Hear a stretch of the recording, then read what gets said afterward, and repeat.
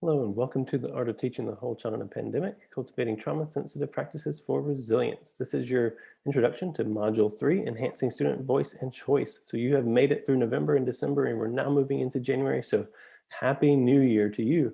And I'm thankful that you are continuing to persevere with us in this course and new ways of learning. This month, I want us to focus on the idea of student voice. We're thinking about the times that we are actively engaging with students, those peaks where all students are giving a voice and everyone is engaged, or student choice and ownership, dreaming about those times when students are cooperative, they're working really hard independently or in groups, and we're just so proud of them taking ownership over their work and really uh, taking it to the next level on their own. And so we have both of those dreams, right? That students are always on task, they're always eager to share their voice, they're always, when they're independent or in groups, they're always right on it, but that doesn't always happen, right? So sometimes we fall into one category or the other. So I'm curious, which one do you feel like is a bigger pit for you right now? Is it the lack of variety in the students, where you've got just a few students that are really eager to volunteer and you've got a lot of students that are tuning out?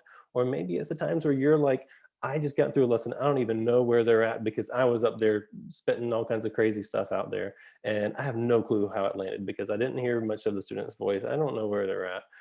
So sometimes these pits happen for us, right? So are you in this camp where you feel like the didactic instruction when you're giving a lesson, it's just not going great because you're not getting a variety of students engaged and you're feeling like, I don't even know where they're at.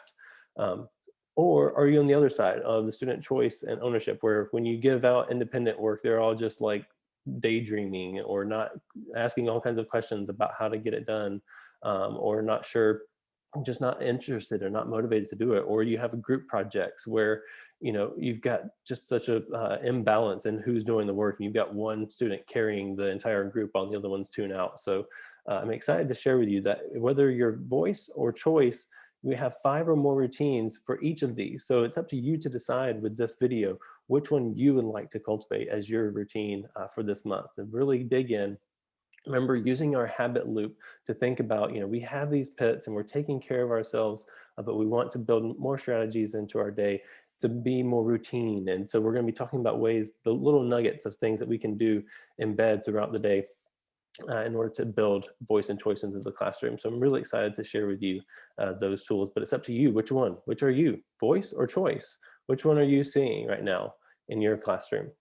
Which one feels like a deeper pit to you? So that's the ultimate goal of this video in this week, is to just figure out which one would you like to tackle for 2021, starting this new year. Because right here, we're in January, we have this goal of sticking with 4 habits this year.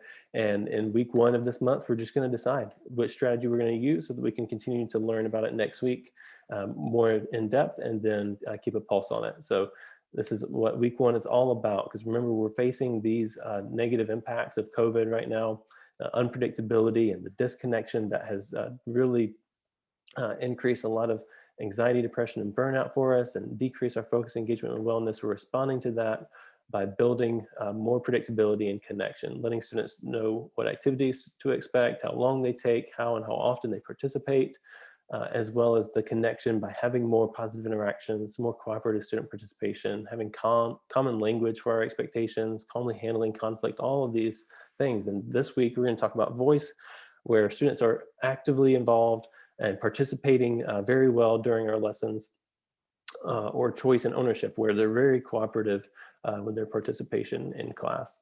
And so they're navigating that work very actively. All right, so, but of course we have pits. So we're gonna have pits. We're gonna have times where we are having mostly negative interactions, where the students are uncooperative in those groups or independently. We have unclear language that we're kind of navigating of like, okay, what are we supposed to be doing right now? Or we're harshly handling conflict or avoiding it altogether. And then, of course, we have times where we don't know what activities to expect. The students don't know, and then they tune out or lose focus. And so things look a little more like this. On this side of having low levels of voice in the classroom, or over here, we have that uncooperative activity. So we're getting more of this type of experience. So I'm really excited to find out, which one is yours? Which one would you like to focus on this month? voice or choice and ownership. So whether you're in person, hybrid, or remote, I'm really excited to share with you the fact is that there are ways that we can use student voice to boost engagement, and that we have research-based ways of doing that. And having that predictable access to students' voice really boosts their engagement and our resilience. And then on the other side, we have research showing us that choice and ownership can really build students' connections to the classroom and feeling bonded to you, feeling bonded to the work and each other as they navigate their learning. So module 3 intro, this video will cover second pair of student support routines, voice and choice. We'll notice those pits and peaks and select one routine to make it habitual. So you're gonna need about 20 minutes, some clear headspace, your printed or digital journal, so you can do steps 1 through 3. So you're already on the right track with watching this video, and we're gonna move into thinking about our pits and peaks. So be prepared to choose student voice or choice. So why are we, big picture, why are we talking about this? Is remember last month we talked about the idea that we have our available instructional time, but then ultimately we cut that into academic periods, and then the time that we spend teaching, and then within that is the engaged time, and the time that students are actively learning is really only about 38% of the day according to research. But the good news is that when we really invest in our activity structures and our student interest, i.e. by giving students voice and choice in the classroom, this can really improve engaged time. And I'm sure you can think about those times where the students were most engaged, and it really does have an impact by the way we design our activities, whether they're independent in groups or in our lessons. And so I'm really excited to share with you ways that we can maximize that instructional time and build predictability with student voice. So the fact is, when we're talking about student voice, a lot of times we're thinking about right now about all the ways they're communicating with us over Zoom, over Google Meets, over Google Classroom, and all of the other tools that we can add, and Edpuzzle, all of the, there's so many apps that are just rolling out. You're probably getting tons of emails about those. But Doug Fisher really put it best, and he said, you just need access to your learners. You don't need the latest and greatest technology. At the end of the day, we're still talking about the same thing. We're still talking about the two key aspects of student voice that we all strive for, is having those checks for understanding and inclusive engagement. And when I mean that, we're talking about the goal of having all students actively engaged, regardless of their confidence and ability. Knowing that, I don't have just the most confident students actively engaged in my classroom, I have all of them. And then I am frequently up to speed on thinking and seeing where my students are at, so that we can predict earlier rather than later where to adapt our instruction. And so we're seeing how well students are. We're assessing during our lessons. Students are so involved in our lessons that we know where it's sticking and where we might have to review the next day that lesson. And so that's a really key aspect of our peaks. But of course, like I mentioned, we have those pits where mostly teacher talk. We walk away from a lesson, we're like, I was spending more than 50% of that lesson talking, and I don't even know where my students are at. Or we have, students, when we call on volunteers during lessons, which is great, it's easy, very great way of engaging students' voice, but it's often our highest performers. And what unfortunately this leads to is that we don't know where to adapt for these students. And so we really only know where he is. And that's typically, your English speaking students, your students with high SES and backgrounds. So we're gonna have to be more diverse in the way that we present the content and give students a voice in order to access the rest of our learners. And so these are pits that we experience. It's normal to have these experiences, but we want to have less of these and move more towards the peaks, where we share the floor with students, where it's about 50-50 students and teacher talking, where all of the students are actively involved, regardless of their ability right now, their background knowledge, their confidence in the task. And so it's really important that we strive more towards those peaks and recognize that at the end of the day, research shows that we have the best outcomes when 70% of the times that we're getting students' voice, that it involves all students responding, not just a volunteer or a few students, that we're getting all students responding. But that's not an easy task, right? But what it does for us when we are able to do that, we are showing students that we are sharing the floor, that every student can say, my voice matters, not just because the teacher said so, but because I actually experienced it. And they learn from their peers, right? And that's one of the best moments of teaching, is when you see a student see something click for a student because of them learning from each other and not just you. And so now you're seeing how they can share one another's learning and access each other for that. And unfortunately, when we have a low student voice, when we're talking so much, or we're calling on just a few students, we get this. When we're calling it, when these boys know that Susie up here can answer all the questions for them, that's when they start to get off task, right? So we're going to have some of these types of behaviors like the fight, flight, or freeze that we talk about in the trauma research, where students fight for voice. So maybe sometimes they distract others and disrupt the learning because it's no fun. They know there's only a 1 in 18 chance they're going to get called. So there's a really much better chance of getting called on if I distract others. Or maybe they flee voice. Maybe they look for ways to avoid work with off-task behavior, and so they turn their camera off, or they creep down in the back and try to just avoid being called on because of their lack of confidence, or some other factor there. Or sometimes they freeze and just separate and they just like, don't call me, or literally don't join video calls because they're so anxious about that. And so it's really there's a lot of ways that this can go awry for us, and how this impacts students when we're not activating student voice. And so I'd encourage you to think about are how you're experiencing those voice peaks, making sure you're noticing those and appreciating those at this time where you're sharing the floor and giving students a voice.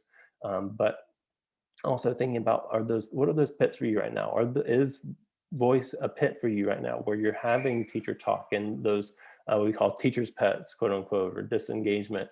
And so is this your classroom right now? Is this what you'd like to say, I want to sign up for five or more routines that I can take a look at, see which one fits for me, and think through how to apply that to my classroom? So if that's you, then great. I'm sure this is probably an experience for a lot of us, but it's ultimately your choice of whether you'd like to tackle this or student choice and ownership. And so when I talk about student choice and ownership, what we're talking about here is the idea of those peaks when students are connecting to their work because it's piquing their intrinsic motivation. And we're able to empower students who are deflated by giving them choice and ownership over their work.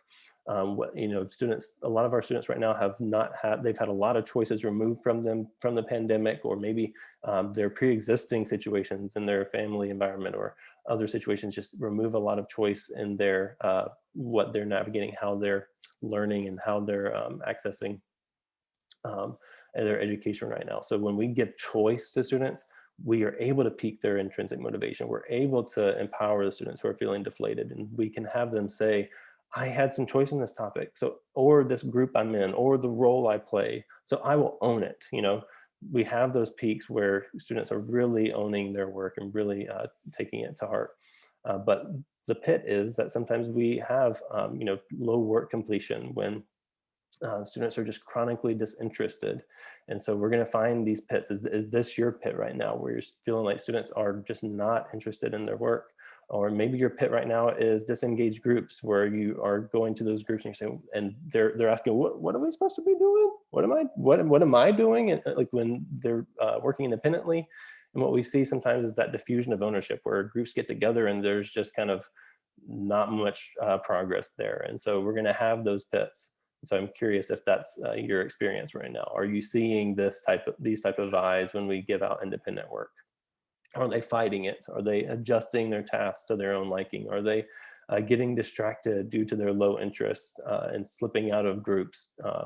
Or maybe they're just freezing and the groups don't know what to do, or the students don't know what the expectation is. So I'd love to hear from you. Is this your experience right now? Is this the deeper pit for you? Is it not, my lessons and the active engagement, or is it this type of experience that you're having? And so those choice and ownership peaks are the times that students have choice and clear roles that pique their motivation and their interest. And there's going to be pits where students are not driving their learning, their goals, or their roles. And so, which one is it for you? Is it voice? Is it walking away and feeling like I only know a few students where they're at and I taught a lot? Or is it the lack of ownership that students are taking over their work as a group or independently? So which one would you like to tune in for more routines of? If you're not quite sure yet, I have some reflections for you to think about this option here. So answer one of those reflection questions that you would like to grow in. Dive into your journal, take a look at those, figure out which one. Is it the teacher talk, calling for volunteers, low interest, group imbalance? What is it for you that you'd like to really carve out next week and spend some time looking at 5 or more routines that could potentially add to your toolbox for addressing these concerns. So after you've paused that video and take a look at those reflections, come back to me and we will move forward. All right, so hopefully you've completed one of those reflections, thought about which one at least that you would like to improve your answer to, and you're ready to move forward and think about how to select your target routine for this month. Is it choice or is it voice? Which one would you like to tackle? So your final step in this module is to take a look at that journal. The last one is to choose one of those routines. I'll be posting a question in the classroom for you to answer and select so that we all can have a pulse on where everyone's at and which one you're choosing.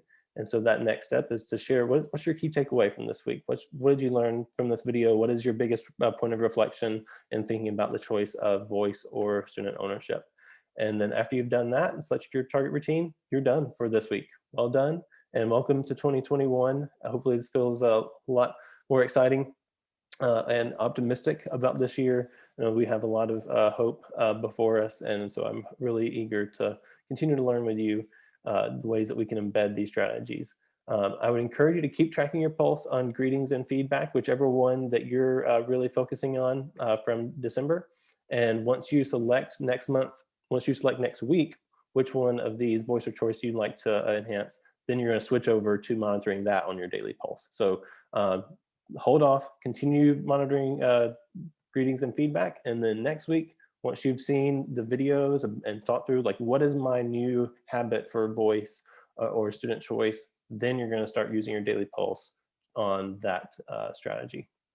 All right, so if you need any questions, you have any thoughts, you want to bounce off of me, if you have any concerns, do not hesitate to contact me at this email. I look forward to tuning in with you next week to think about, is it voice or choice for the month? Which one would you like to cultivate more?